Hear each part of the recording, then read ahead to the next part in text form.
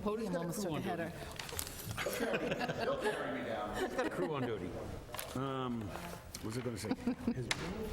I still think I remember the He is here firefighter for, in case there are questions on the dog, carry. which I can answer also, but his warrant article. That tree looks so amazing. There's 3 warrant articles. Yeah, okay. So if there are any questions on the warrant articles. Okay. Thank you. So that's, if you want to do that one.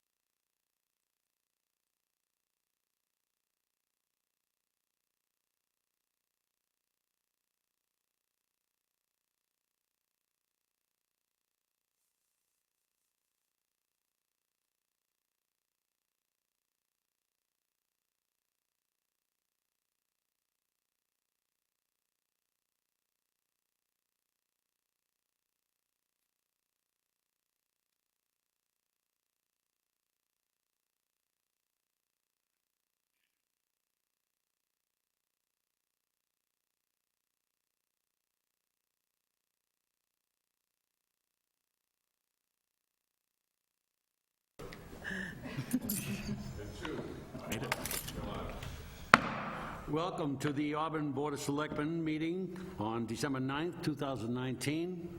Per the open meeting law, I ask that anybody's recording this meeting. This meeting is being recorded. Being none, can we all stand and salute the flag? I pledge allegiance to the flag of the United States of America and to the republic for which it stands, one nation, under God, indivisible, with liberty and justice for all. Okay, first thing on the agenda, we have a public comments, and I'll invite Fire Chief Steve Coleman.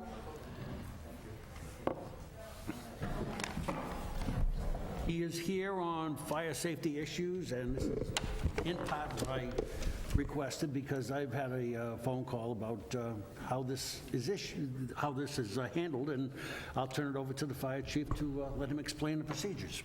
Thank you, Mr. Chairman. Members of the board, I have 3 specific issues that I just want to address tonight very quickly, seasonal issues. And then I know the chairman had a question, so when I'm done with these 3 issues, if you want to ask a pointed question, that might be easier just to make sure that I cover exactly what is covered. But the 3 things that I wanted to talk about tonight fairly quickly, because we've seen a little bit of an uptick in it in the last 2 to 3 weeks as we roll into the winter season. The first is just a reminder to the residents and the business community, and we're very fortunate here that we do a lot of public outreach. We speak to the Chamber of Commerce. They do a great job of pushing information out to the business community. Between our social media, working with the schools, the school superintendent also pushes out email blasts through the school department relative to hydrant shoveling.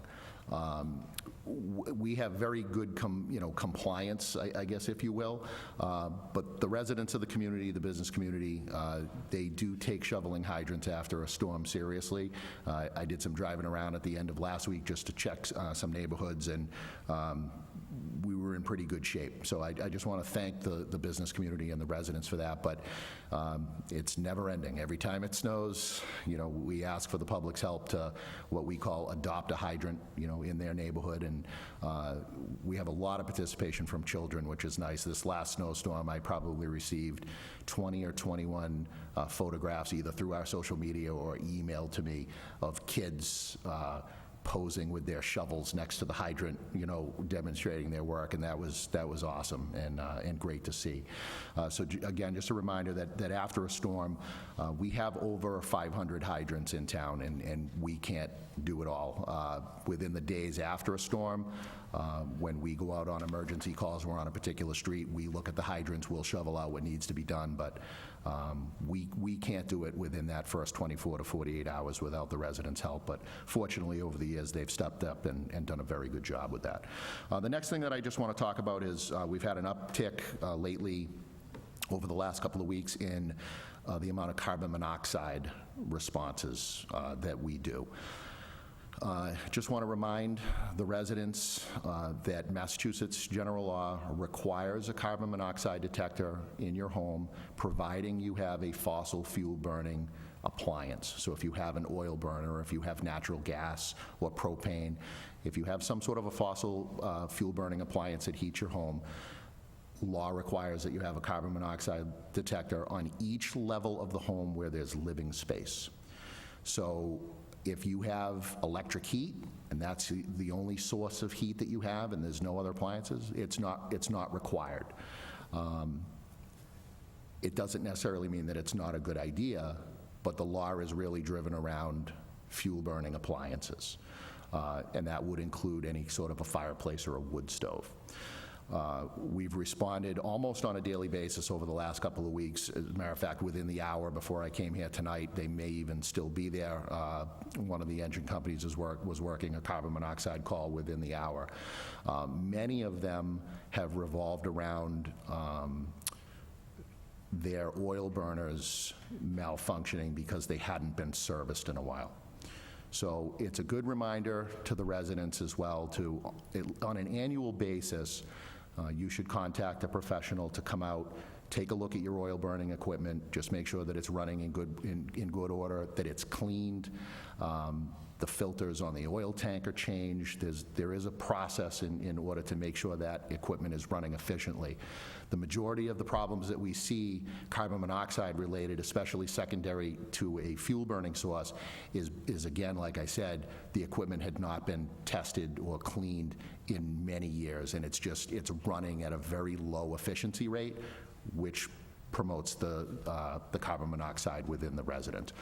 If you have a carbon monoxide detector and it goes off, that is an emergency. Don't hesitate, dial 911, leave the residence, but when you leave the residence, make sure that you close doors and windows. This time of year, most people don't have their windows open, but in order for us to get there and monitor the area with a meter and try to isolate where the problem is, it's impossible for us to do if you leave a door or open the window. The carbon monoxide essentially almost immediately escapes, and it makes it very, very difficult. So make sure the house is buttoned up, leave.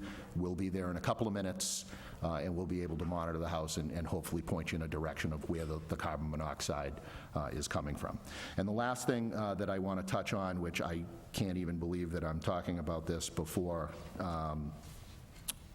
Christmas, but it does see, it's for whatever reason, we've had a couple of calls and it seems to be an issue earlier, is that of ice and ice safety. We responded to a call last night over in the Leicester Street area for a resident thought that they saw some four-wheelers out on the ice, and they thought that they went through the ice. Fortunately, it appears that they were just kind of riding along the shore, but we did see signs of footsteps that were on the ice, and the ice in no way, shape, or form is safe at this point. I mean, it's been raining all day, so whatever ice maybe did form in the, as far as an inch or an inch and a half, that's all but evaporated today. So we, the town, the fire rescue department, our position is that no ice is ever safe. There's so many factors that go into making ice safe, whether or not there are currents running through that lake or pond. You could have areas that have 1.5 feet thickness in one area and 4 inches of thickness 15 feet away. There's really no rhyme or reason. Nature decides that in terms of ice thickness. So, we're fortunate in this community that we do have some safe options with the skating arena, but we know it is inevitable that people are going to be out on the ice. We just ask you to, use extreme caution, make sure that you take proper steps before going on the ice. But even though we've had some cold temperatures, that in no way has made safe ice conditions up to this point. So those were the three things that we've been, again, sort of had an uptick, not only in questions, but in actual response over the last couple of weeks that I wanted to address. But I'd certainly entertain any questions from the board and see if I can answer any more questions you may have. Mrs. Goodrich. Thank you. If I can just ask a follow-up question and then another issue. On the carbon monoxide, I know that, and from personal experience actually, in my family, at what level does it detect it? Because I know you lose your cognitive ability to say, like, something's wrong here, I need to react. Do those carbon monoxide detectors measure it at a level that you're still able to make a decision? Yeah, that's a great question. And carbon monoxide technology has changed over the last decade. Carbon monoxide detectors of, let's say, 10 years ago, which I'm sure many residents maybe still have a carbon monoxide detector that's 10 or 15 years old. The reality is that anything that's over 10 years old, both for smoke and carbon monoxide detectors, should be replaced because there's sensors inside of those that just, over time, they wear down. But the old technology of carbon monoxide, it used to build cumulatively. So you could have lower levels of carbon monoxide. I mean, there's carbon monoxide in this room right now. We're all living with it in some way. But it would basically build over time, and then once it sensed a dangerous level, then it would activate.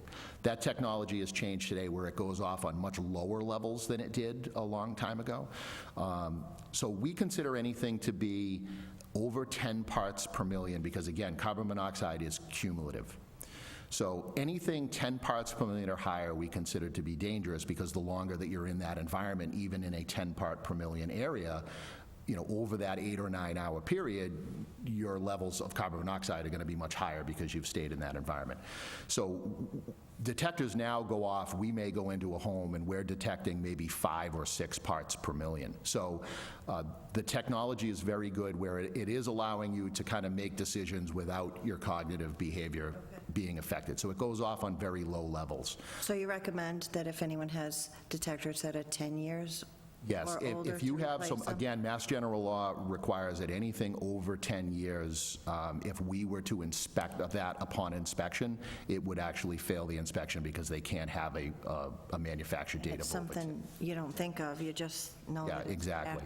there. Yep. And the other, unfortunately, in the winter, there are so many safety concerns, but I did see it on the news. One that you didn't touch on, which I think you should take the opportunity here, is snow blower safety. Yes, you're right, and actually, we had one of the first incidents in the state. So we do a couple of snowblower emergencies a year, at least. The very first snowstorm that we had on that Monday, we responded to a snowblower emergency. Again, I think one of the things that in my conversations with the public when we talk about snowblowers, I think everybody gets that when it's moving, you don't stick your hand or your foot in it, right? I think everybody gets that. What a lot of people don't understand is that even when you shut the snowblower off and the engine is not running and the auger is not spinning, there is still tension built in that auger. So even if you were to touch that, it may be enough to just sort of spin that auger back in the opposite direction to relieve any tension that it has in the blade. And typically, that's where we see the injuries. I can't remember a time in my career that someone said, oh, it was running and I stuck my hand in there. It's always that tension issue. So what you should do is, if you have a clog in your snow blower, shut it off, and then get some sort of a stick or a broom. A hockey stick works good, and use that device to manipulate cleaning the chute and freeing the clog. You know, even if you think there's no tension in it, it's not worth it. It's, again, they're machines, they're unpredictable. But unfortunately, we did have a resident that, that suffered some severe injuries from that. So thank you for bringing that up. Thank you, Chief. Thank you, Mr. Chairman. All right. One of the reasons this is all came up tonight was I had a phone call from a person that's on hospice, and their concern is, how do they get out? How do you get in to help them after a snowstorm? They have neighbors that will help them clean out at some point when it's all done snowing. But if that happens to come in the middle of a snowstorm or right after a snowstorm at any point, and nobody's been able to get there, have you any procedures, anything in place to help those people so they can get in, or so you can get in, or they can get out if there's a problem? Yes. That's a great question. And the short answer is yes, we will get there. We will get in. And this is, a unique situation where, we have a resident that's on hospice. But even residents that, have no illness, we all know when it's snowing, especially during, larger snowstorms, it's tough to keep up on that. Even people that are out there actively shoveling and snow blowing, depending on how much snow we're going to get, access can always be a concern, even with able-bodied residents. So yes, within the fire rescue department, we have response procedures that our department, we have a pickup truck with a plow. And during snowstorms, we actually staff that plow because that keeps both fire stations open. We don't, although the DPW is excellent, post-storm to come with the loaders and kind of clean up the intersections and salt the parking lot, the DPW has their hands full during a storm. So both the fire department and the police department, historically, we've always taken care of our own lots. So we go back and forth between the stations, making sure that our access is good. But during a storm, when we have an emergency, whether it's a fire emergency or a medical emergency, and again, it depends on conditions, but if it's an active snowstorm, that plow will go on the emergency call, just in the event that we would have to gain access. Now, again, depending on how much snow and foot, I'm hoping we don't see it this year, but there have been years in past where, we've had a couple of feet of snow, that's dropping, and, although our plow can do some work, the DPW in those cases, they are on the air. So we don't hesitate to even call the DPW in some circumstances and say, hey, we need you to divert somebody over to this street because we need a larger piece of equipment to just get us down this road right now. Typically we're able to do it, but it's not uncommon, it's not uncommon for us to, open up the end of a driveway. All of our engines and ambulances during this time of year, we have snow shovels on them. It's not uncommon that for the first 24 to 48 hours, especially with our elderly residents, that we wind up shoveling our way in. Because again, it's a safety issue for us. If we can't get safe access upstairs, then we're not going to be able to extricate a patient safely out. So it is not uncommon that within the first 24 to 48 hours that we are usually the ones on an emergency that wind up shoveling walkways, shoveling stairs, and gaining access, at least to some extent, into a driveway. So I certainly don't want, especially the elderly residents or those who may have an illness like this resident that contacted you on hospice. I don't want anybody to fear that we're not going to get there. We will get there, and we will get in. Just as a follow, we will. That means the fire department. Correct. Because you are speaking as the fire chief. Do you have are the DPW, can you call them? Are they readily available? Oh, yes. So that if you can get tied up someplace, you could be on one side of town or another couple of streets over, and you got 2 calls come in back to back. Yep. You can get a hold of the DPW and let them know that I need some help just to open up or access a... Yeah, absolutely. So all the DPW vehicles have mobile radios in them. Many of the supervisors, including the DPW director, they have, some of them have portable radios. I know the DPW director, he monitors both the police and fire frequencies. So the fire department has the ability to call DPW and vice versa. So we have interoperability, and that happens usually once a storm. Many times the DPW will run into an emergency themselves. They'll on-site a car accident, or they'll on-site, they'll jump on the fire frequency to call fire alarm and make notifications. So we have very good interoperability. Understand, I knew the answer to that. Yep. Just from my years at the firehouse, but I want to be sure that you answered that so that the general public knew that there is communication between departments so that if one can help out the other in case of anything happening. So Absolutely. do not hesitate to call, and I think one thing, if I may, if somebody calls and says, you know what, I've got some sort of a medical or anything, it might be a good idea for them to say, you know what, I'm not shoveled out. When they call the dispatcher and say 911, I says, you know, this is what I have for a problem, and I'm not shoveled out. Just to give them an idea, give them a heads up ahead of time. Yeah, Just a little bit more information. Yeah, and that has happened. We have had that information. You know, again, usually it depends on the emergency and the severity of it as to whether or not that information, the mindset of a caller, passes that on. Yep. But we have received that information en route. But regardless, we have the resources, and we will 100%, we will get to you one way or another, whether we got to hike it in or not. We will get to that. Appreciate that. Has anybody else got any other questions? Okay. I thank you very much. Oh, yes. Mr. Quayle, please. Mr. Chairman, I just wanted to add, during every snowstorm, working every storm, we listen to the radios, as the fire chief indicated, and we will dispatch a plow truck. Every time there's an emergency to any location, I immediately contact the plow on that route to make sure if they haven't been in that area recently, that they get right over there and plow that road, and we try to get there in front of the ambulance and get the road cleared. So, as the chief mentioned, we work together. They'll dispatch us, and if there's any issues on the roads that we see, we notify police. So there's constant communication, and we make sure that we can get through any snowstorm to get emergency access to those residents. Thank you. Thank you, Bill.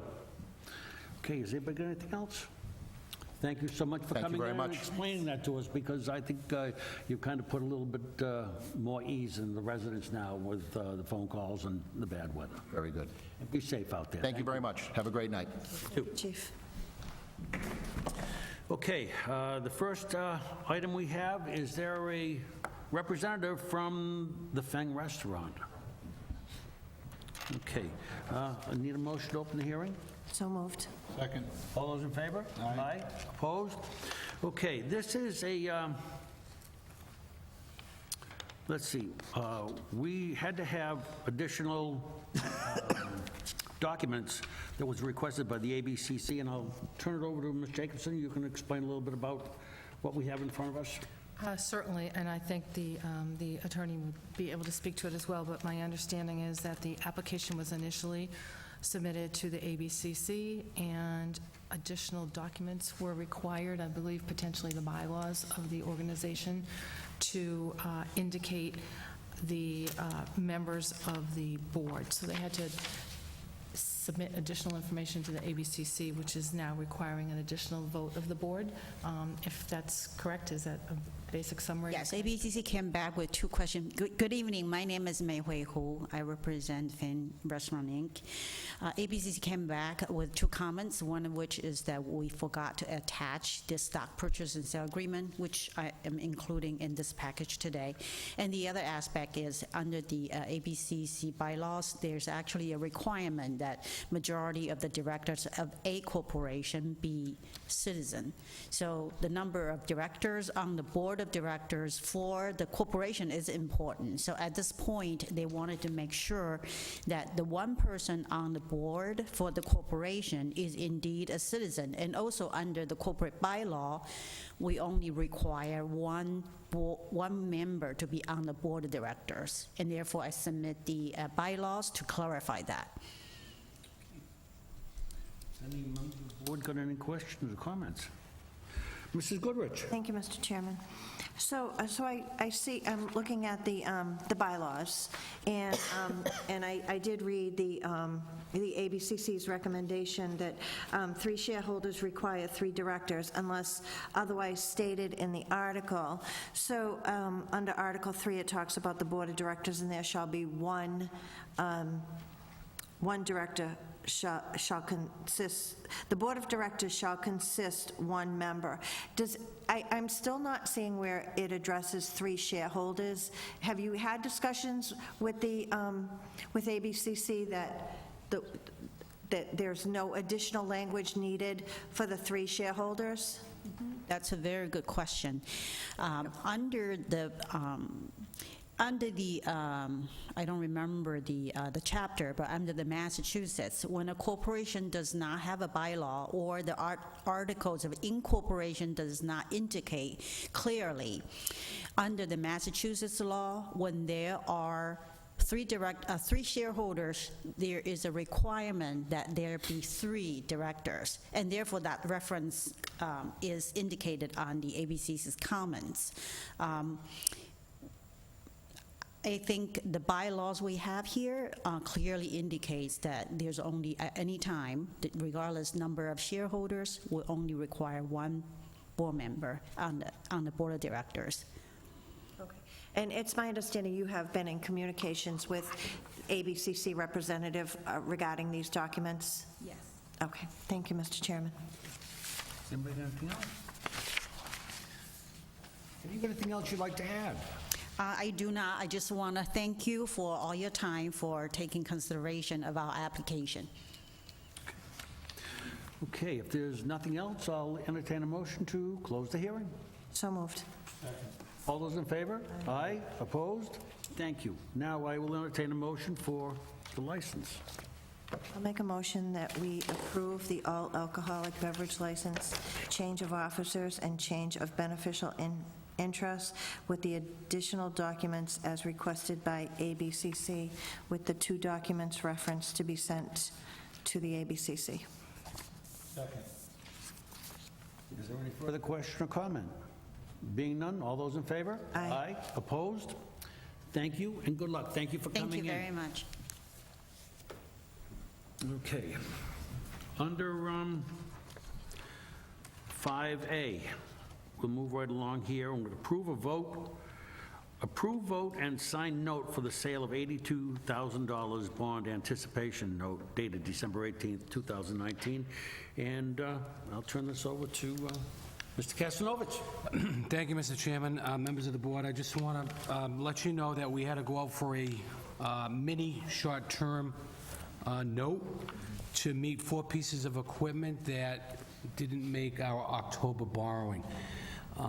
The board approved the ban. I believe at your second meeting in October, I was away.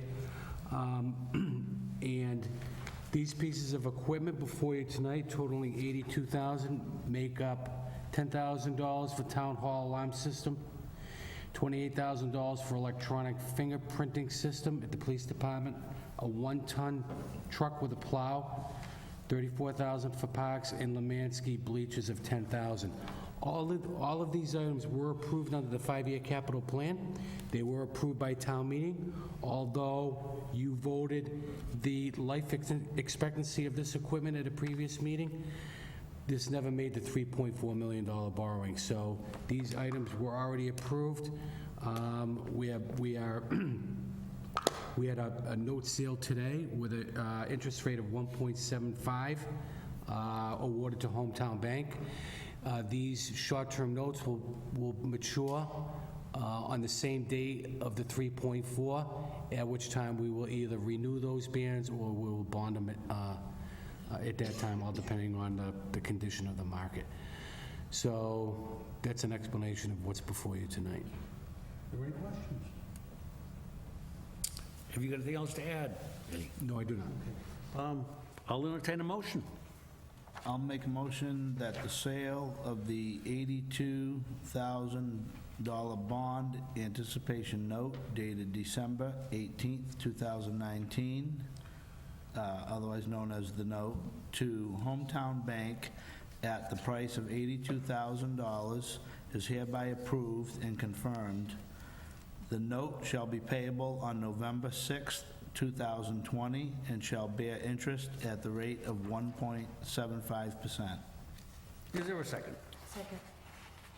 Okay, is there any further questions? Being none, all those in favor? Aye. Opposed? And Ms. Jacobson, have we got representatives here that we can have come up and we can sign these documents tonight? We do. We have the town clerk and the treasurer collector. Great.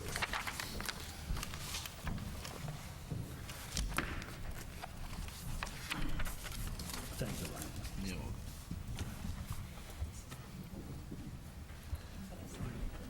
Okay, thank you. Okay, thank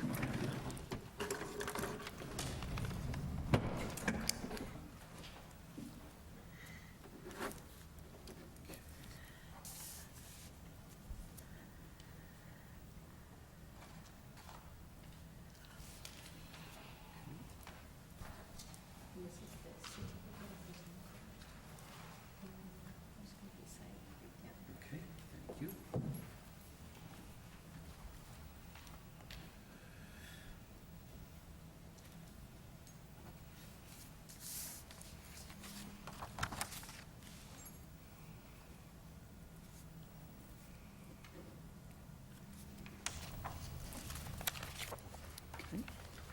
And these three are the certificate and covenant and the tax exempt status of the notes. Okay, thank you.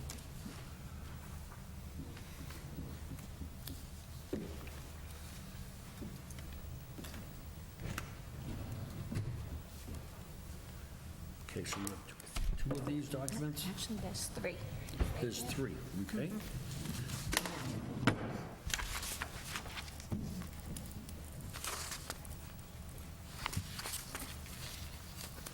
There's no problem, I think I wrote.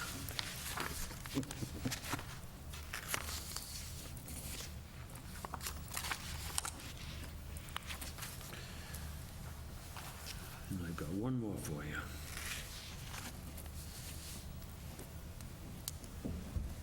And that's all, Mary Ann? Yes. Thank you. Thank you, Debbie.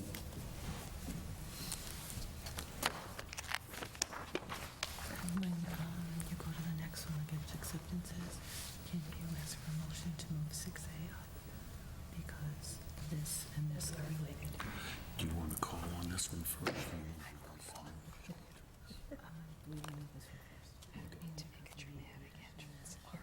Exit to trigger this. Yeah, but if we could take them together. Great. Thanks. Thank you. Thank you very much. Okay. Now we'll go to item 5B, under gift acceptances. This is in accordance with Mass General Law, Chapter 44, Section 53A. And we've got a couple here in front of us tonight. Let's see.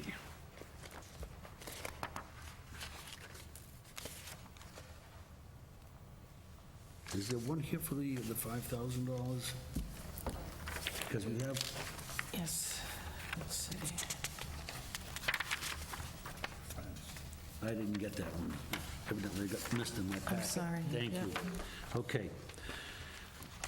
First off, the Executive Office of the Town Manager, from the Fur Friends, in the form of $5,000, and that's donation to the dog park. Is there a motion? Motion to accept with gratitude. I don't know if there is a contact that we could also just send a letter signed by the chair stating our thanks for that as well. Okay. Second. All right. Any further questions, comments? Just under discussion, I'm not sure if we can make a second motion while this one is pending, but we might want to take Town Manager item 6A, which I think addresses that. Yep. Move up agenda item 6A. Okay, we've got, before we do that, we have this in front of Okay. us for a vote. So the motion been made and seconded for the $5,000 from Fur Friends. Any further discussion on that? Being none, all those in favor? Aye. Opposed? Thank you. And you know what, while we're here, we're just going to handle these other two here in front of us, and then we'll go right into that item.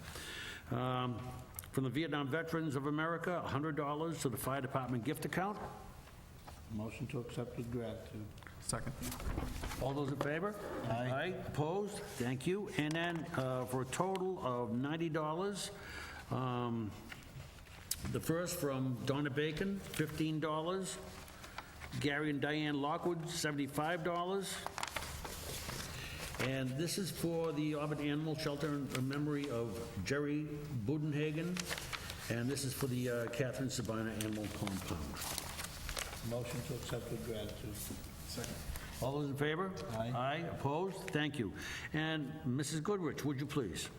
Just a motion to move up agenda item, I've closed it now, 6A to just wrap up the discussion on the $5,000.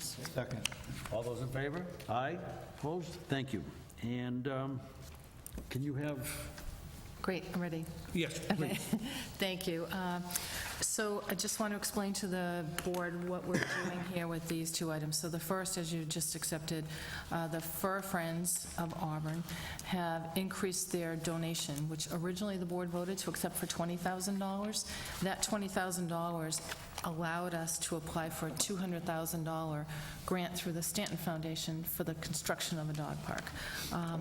And it allowed for us to get a $20,000, which was 10% of the $200,000 construction grant, a $20,000 design grant. And then upon completion of the design and going out to bid, we would then get a grant for $180,000 for construction, along with the $20,000 from the original grant donation from the Fur Friends, would total $200,000 construction project. So using those figures, the consultant that we hired under the design grant came back to us with conceptual designs. We've met several times in the last couple of months, most recently about 2 weeks ago, and met with the consultant and looked at the final conceptual design. And at that meeting, the Fur Friends, who participate in the process with us from the beginning, indicated to us that they have additional funds that they're willing to donate if that would help increase the cost of the grant. Because when the design documents are being prepared and the concept plans are in place, it looks like for $200,000 we can get a very nice park, but for more than that we can add in some of what we call alternate items that may be put aside in case there isn't enough money. So in other words, you might have alternate items being additional benches or additional landscaping or additional trees or certain ground treatments, such as canine grass, which is very expensive. So the Fur Friends would like the opportunity to get as many of those extra items as we can over and above the $200,000, so they're willing and have now just donated another $5. So where this brings us is, again, based on the formula for the Stanton Foundation, we're allowed to get, with a 10% match, the Stanton Foundation will then provide another 90%. So with a $25,000 match from the Fur Friends, we're now eligible for applying for $250,000 to the Stanton Foundation. So our understanding is from Amy Contois, who contacted our animal control officer, who contacted the Stanton Foundation after we met with the Fur Friends, that they are willing to increase our grant amount without having us apply for a new grant, but we wanted to come back to the board for an additional vote because I went back and looked at that first vote that you took for the dog park authorized us to apply for a grant in the amount of $200,000. So now that grant amount would be, we don't have to reapply for it, but we would need your vote to accept and expend up to $250,000 from the Stanton Foundation. So that puts the project at $250,000, and we actually get another $5,000 more than that because the design normally would have been $25,000, but the design budget of $20,000 was based on a $200,000 project. So that extra $5,000 can go toward the project. So it does not require any changes to anything that's already been done. It will just enable us, when we go out to bid, to reduce the amount of added, we call them add deduct items or alternate items, put them actually into the regular bid, and maybe only have a few alternate items. I'm looking at Bill Coyle because he's been in that meeting, and his office has actually been the primary contact with the consultant and the engineer to make sure that it complies with everything that we're trying to do. The goal of this, again, is we received the grant last January for the design, and the state requires that within the first year of receiving the design grant that you complete your design, your bid documents, and actually go out to bid for it. So that should be done. Our intent through the consultant was to get it done by the second or third week in December, if possible, at the very worst-case scenario by the end of December. And the grant would be out to bid in time to meet our deadline. I believe the Stanton Foundation has to review the final grant documents before we actually go out to bid with them. So this additional amount will allow us, again, to put more amenities into the park that are currently on an alternate list. No additional cost to the town, and we're just grateful for the Fur Friends because their additional $5,000 nets an additional $50,000 toward the project. Okay. So any comments, questions? Is Mr. Coyle, anything he would like to add? That was perfect. There you go. Just giving you the opportunity. Okay, if there are no questions or comments, I'll entertain a motion. I make a motion to, that the board vote to amend a board vote, previous board vote to authorize the Stanton Foundation grant application up to $250,000, so that's from $200,000 to $250,000. Second. Any further questions, comments? Being none, all those in favor? Aye. Opposed? Thank you. Thank you. Okay, we go back to item 5C. And this is the 2020 liquor license renewals, and we have that list here in front of us.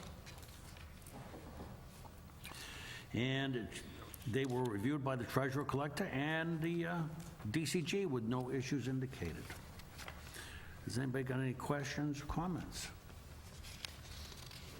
Being none, I'll entertain them. Having none, I'll entertain them.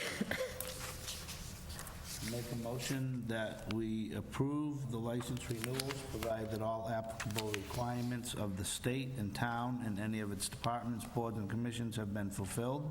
Said licenses, subject to all the conditions stated upon them. Failure to comply with any and all the conditions shall invalidate the licenses, render them null and void, and with the conditions of the DCG on the licenses. Is there a second? Second. Is there any further discussion? Mrs. Goodrich? Thank you, Mr. Chairman. So I know last year I had requested that we include a copy of our liquor license policy. I think it's a good idea to include it annually so that license holders are kept, reminded of the conditions on their license. So I would respectfully ask that we include a copy of our liquor license policy with all renewals. Mr. Berthium, will you amend that? I'll amend it as stated by Ms. Goodrich. Okay. You got that, Sharon? Okay. Is there any further discussions? And thank you, Mrs. Goodrich. Thank you, Mr. Berthium. And it's been seconded? By both of us, but yes, maybe in a second. Okay, is there any further comment? Okay, being none, all those in favor? Aye. Aye, opposed? Thank you. And now, under 5D, we have 2020 license renewals, and under number 1, I will turn to our town manager for a little explanation. Thank you.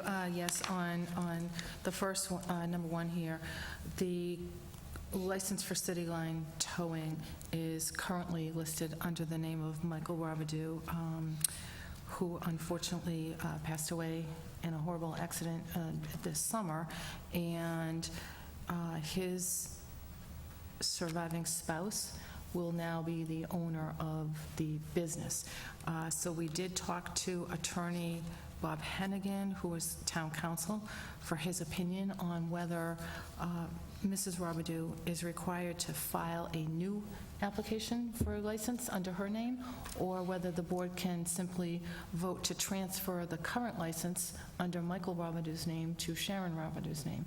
Town council responded that a simple transfer, a vote by the board to transfer the license, the current license, to Sharon Robidoux's name would cover it, and that is why this is on as the first vote. Then under the second vote, when you're taking all of the license renewals together for next year, it would automatically be renewed now in her name as opposed to her deceased husband's.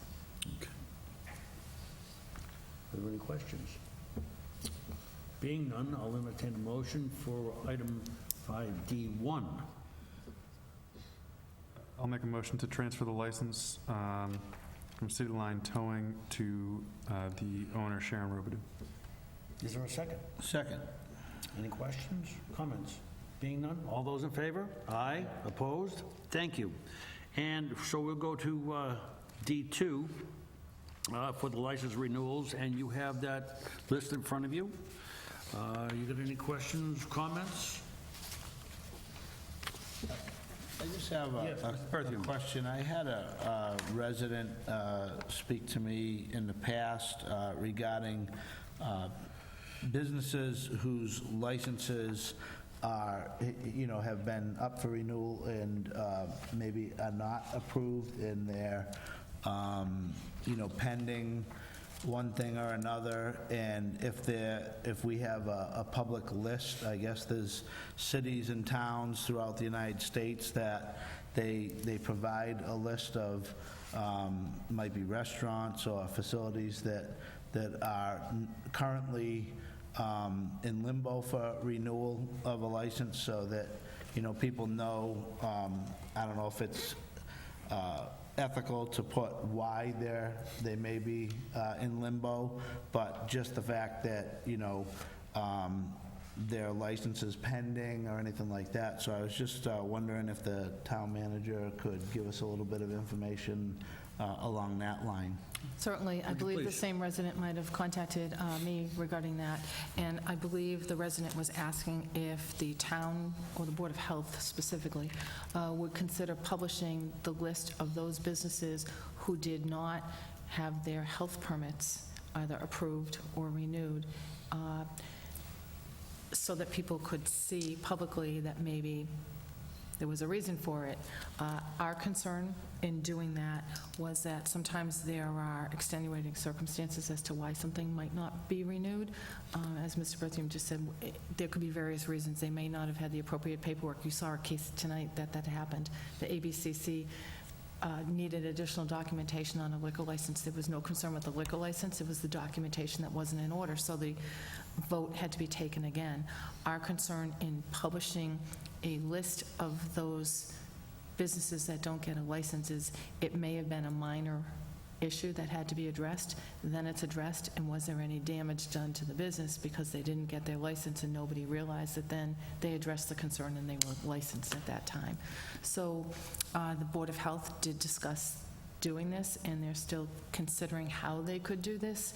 I think they're probably willing to publish a list of those facilities that received a license, but the concern is by not putting a business on there, do we have to then explain why they didn't get a license? Was it an administrative oversight, or was it a health issue where they had to address it? And if they did address it, and they did it within the appropriate amount of time, is it fair to have published that they didn't get the license on that date?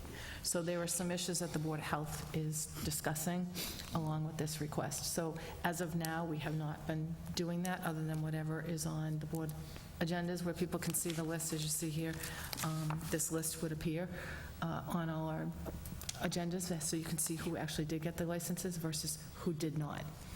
So that's where it stands now. The resident did send something from I believe it was South Carolina, a community down in South Carolina that did do this. There were multiple restaurants, hundreds and hundreds of restaurants in this particular community. It's a resort town. Here we have fewer restaurants, so it would become more obvious that there was a problem with a certain restaurant. And I believe that's the Board of, I don't want to speak for the Board of Health, but that's my understanding, that their concern is any type of negative impact to the business by publishing the fact that they didn't get their license on a certain date. Thank you. Thanks. Is there any other questions, comments, concerns? Being none, we'll have a motion for the license renewals for 2020. I'll make a motion that we approve the license renewals, provided that all applicable requirements of the state and town and any of its departments, boards, and commissions have been fulfilled. Said license is subject to all the conditions stated upon it.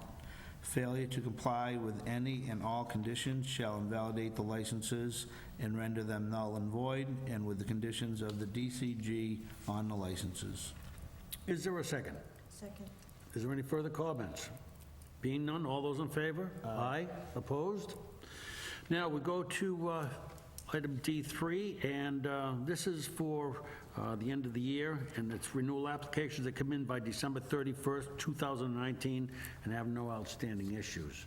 We have not any plans to have any meetings between now and the first of the year, so now we are going to take a look at this and see if we can't get that done, let the licenses be renewed if there's no issues.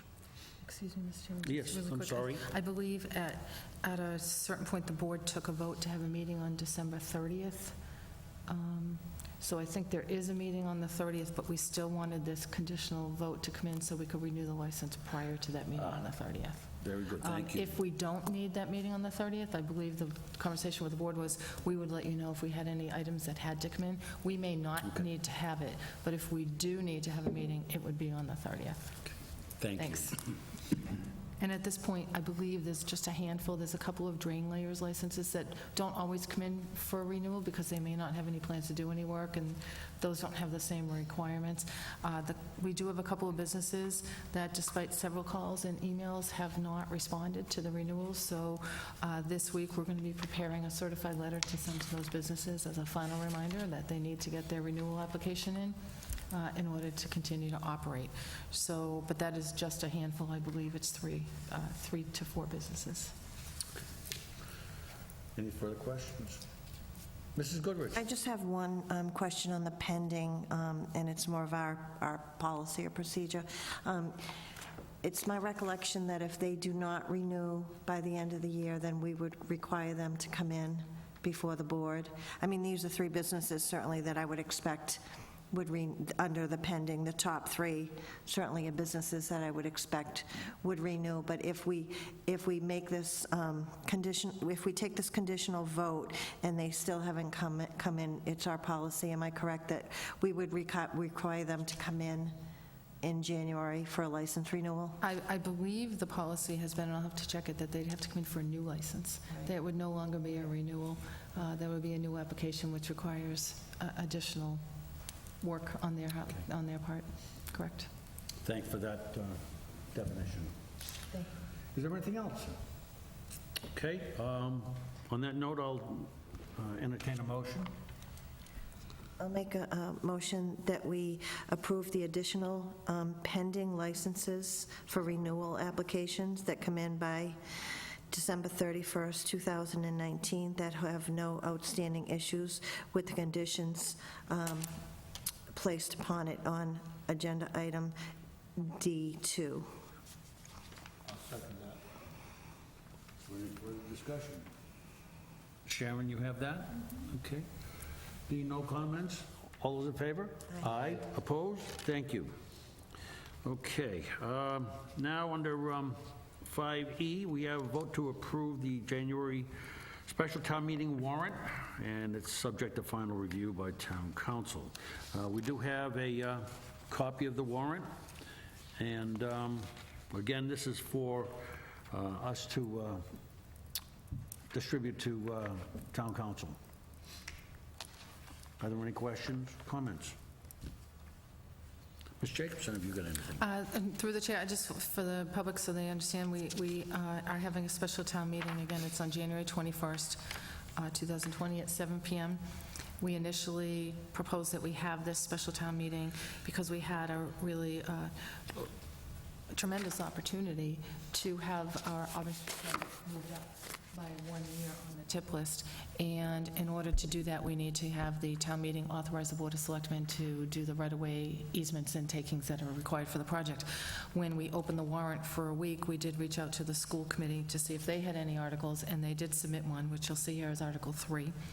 And the DPW director, who's here in case there are any questions on that, also submitted an article, Article 4, which is actually, there are 4 articles, I understand, but 3, one standard and the other 3. So Article number 4 was from DPW Director Bill Coyle to appropriate $55,000 from a reimbursement we had received from FEMA for 2018 snow reimbursement to purchase and install a mobile column heavy-duty lifting system, which and Bill could probably explain better than I could if you take a minute, explain what that is, but it's a safety issue that we feel should be addressed sooner than later, so rather than waiting for a Maytown meeting, this was an opportunity for us to address this. Thank you. Well- Mr. Chairman, members of the board. So the article is to purchase a mobile column heavy-duty lifting system. Essentially what that is these are portable columns that we can actually wheel to the individual trucks to lift the trucks. In particular, benefits several. One is that currently the fire apparatus, the fire trucks, we are unable to get those onto a lift. So quite often we're working underneath the fire truck, which is, it's not really the ideal way to be working on a vehicle, and it also limits our ability to perform many of the repairs that are necessary. So, for example, if you needed to drop a fuel tank or whatnot, or another item to get underneath the truck, we can't get the fire truck up high enough, so we have to send those trucks out for service. In addition, our current lift, which is not a portable unit, it's a fixed ramp you would drive up onto, and then it would lift the larger trucks up. Again, the fire trucks won't fit on that lift. That is up for inspection. I believe it's in March, and there are some concerns as to whether or not the lift will actually pass inspection. So we thought that this would be a good opportunity to utilize the FEMA money, which is reimbursement from last year's snowstorm, to purchase this lift.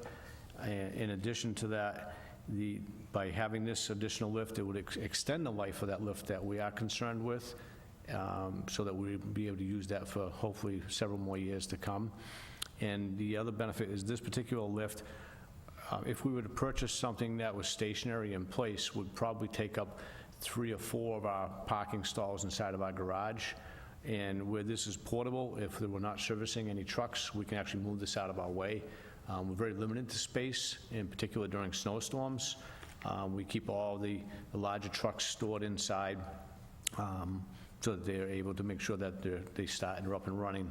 And so to have the lift where we can move it out of our way will allow us the benefit of being able to store that equipment inside. So we think it's a huge benefit for us. We'll be able to take, if the truck, rather than trying to push a large truck up onto this current ramp, we'll be able to move the system over to where the truck is, and if we're able to, we can service it right in its current location without trying to move it and potentially damage the vehicle as well. Mr. Berthew? Couple of questions. One, so this portable lift would be on like a tow hitch that would get towed behind a vehicle? It's actually something that you can move physically. Each person can move them themselves. Okay. And so I see here that it almost looks like it's 4 separate Right, there are columns. 4 individual lifts, exactly. Okay. And this lift, the $55,000 doesn't seem like a lot of money for what that does. So I guess my second question is, obviously I know you've done your homework, but will that lift now the heaviest truck that we have in town and beyond? The only truck I believe we may not be able to lift would be the ladder truck. I think that would be the only one we might not be able to lift. Might be an issue of the distance between the Right. length of the truck, I should say. Right, right.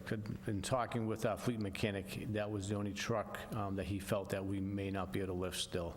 But all of the fire apparatus, we will be able to, and will benefit, the department, the town as a whole by the additional services that we can do in-house now. Okay. And can you allude to any of the safety of, we obviously have a portable thing, and we have a human mechanic underneath a truck now. What are the safety factors of that lift? Well, this is something that we will have training that'll come along with it. I also asked my mechanics to visit locations where they're currently being used, other DPWs, and everyone is very satisfied with it. I think it's something that's going to be a much safer situation for our mechanics versus going under the fire apparatus now with the current system that they're using. So it's going to be a safer system. Okay, thank you. Yes, Mr. Liberty.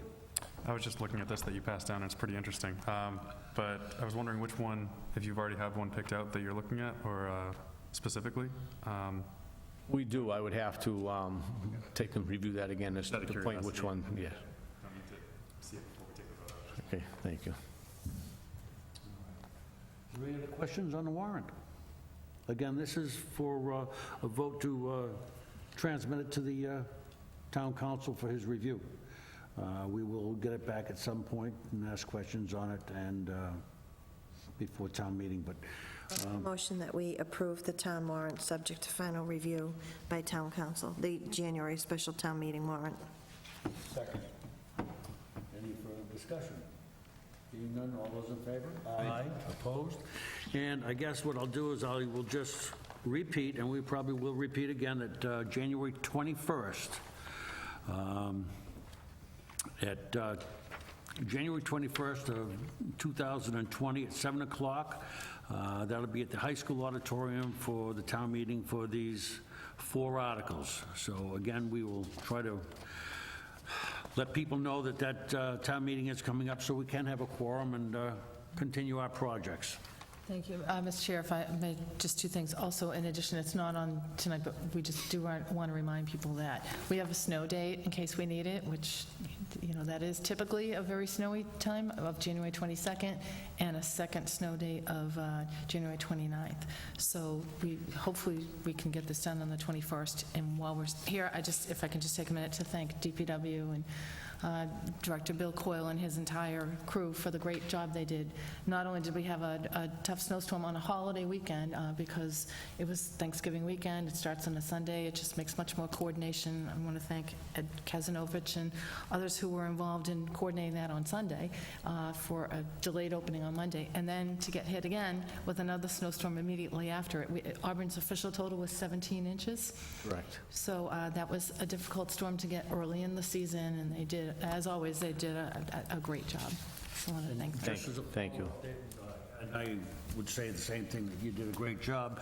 I did get a call, and we did get a call, and you addressed it at Vine and Swanson, Vine and Murray Ave, or someplace down in that area about sidewalks. I know that some of the sidewalks still aren't done. You're still in the process of taking care of them? Yes. We plow over 20 miles of sidewalks. When we have a small snow event, if there's 3 or 4 inches, we can usually get to that very quickly because we use what's called a V-plow. And when we have a large event such as this, where we end up with 17 inches of snow, sometimes the windrow of snow on the side of the road can be close to 3 feet deep. So we can't use the V-plow in that situation because it would, quite frankly, make a mess. So we have to use a snow blower, so that goes very slow. So we coordinate with the school department as to which sidewalks are their priority before they open school. So we identify those sidewalks around the schools, and we will tackle those first, and then we move beyond that location. I believe in that particular area, 'cause I remember I looked at it that morning before school. In fact, I had a concern with the intersection, and I think at 4:30 in the morning, when I talked to the highway superintendent to make sure they went over the loader to get the snow off the intersection, because that was always a concern in years past, which they did before school had opened. That was at the corner of Vine and Swanson. And that morning when I drove the road, they had plowed down towards J Street, but I don't think, they hadn't gotten to all the way around Rethel yet. So I think the concern from the caller was further down, and I think that day they did address it. But even now, we're still completing some of the sidewalks out there. Hopefully with the rain and the 50-degree weather, maybe whatever's left out there will melt and we won't have to do any more. But it can take a week to complete all of the sidewalks. And you got to keep in mind, too, that the people who plow the roads are the same people who plow the sidewalks. So when they've worked, 30 hours, they're exhausted and they need to get some rest. And so it's hard for us to even get anybody that's able to continue on with the sidewalks because, quite frankly, they're just exhausted. So they need to get some rest and then go back out and continue on. So it's the sidewalks are always a difficult process for us, but we try to get them done as quickly as we can. But we do prioritize the area around the schools. Thank you for that explanation, Bill. I do want to thank my crew, too. They did a great job with very little sleep. And, we're there all night long, and the next day we have to keep working, and then the next night keep working. We don't have shifts that come in to relieve us. If we have to work 3 shifts straight or 4 shifts straight, it's the same people working straight through. So they did a great job, and I do appreciate all their hard work. So. Thank you. Thank you. Anybody got anything else? Okay. All right, the next we have is item 5F, proclamations and recognitions. We have none. We have no tabled items under 7, and no board member items. Are there any public comments? We have minutes from, well, before I do that, I'll ask, is there any board members have anything? And Ms. Jacobson? Mr. Kastanovich, you got anything? I'll go on record just to publicly thank all the people that were involved with the tree lighting ceremony that we just had this past weekend. Being the weather that we had, and the conditions that we had, it rained all that entire day, and yet everything was set up great, and I think we're blessed to have the rain stop for a little while we actually had our celebration. But again, as Mr. Coyle said, to all of his departments and all of his, people that coordinate these events and put them on. I believe it's Stearns Electric also was instrumental in putting the lights on the Christmas tree. It's just, our town is extraordinary in the fact that we're able to pull off these events even with all the weather and conditions and everything that go on. And it's well attended, so I thank the residents too for coming out, after kind of a dismal day, and really kind of have a real great celebration. So I just wanted to publicly thank everybody for that, residents and workers of the town. Thank you, Mr. Berthium. Thank you. Does anybody got anything else? Being none, I have minutes from the November 12th, 2019 meeting. Are there any comments, questions, submissions? Being none, I'll accept them as presented. And Motion to adjourn. Go ahead, Mr. Chairman. Under discussion. a very Merry Christmas and Happy Holidays to all, and a very Happy New Year. Thank you to the board for their time, their commitment, and their efforts. Appreciate it. And now a motion to adjourn. Second. Sorry to interrupt. All those in favor? Aye. Thank you, and good night.